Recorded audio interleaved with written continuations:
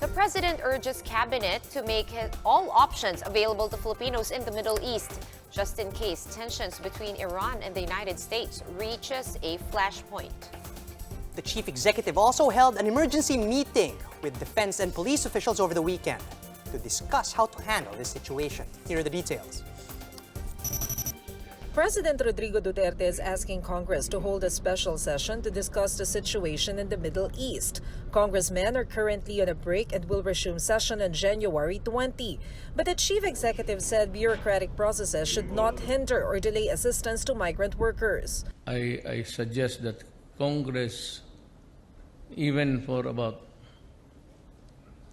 bahala kang 1 or 2 days, discuss the problems, the ramifications.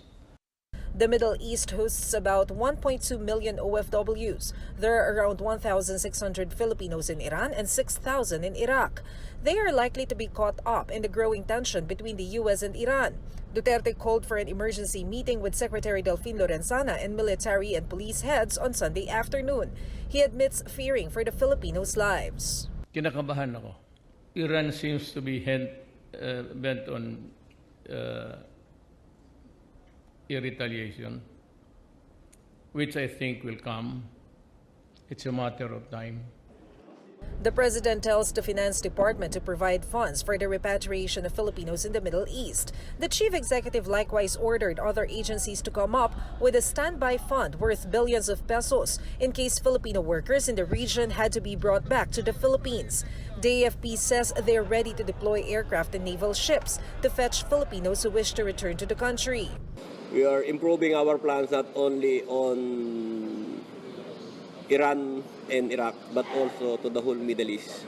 We do not know, it might spread to other countries, especially if you will know the history of the war, baka pumunta na Israel. AFP notes that they have not yet received any request from the U.S. to deploy Filipino troops.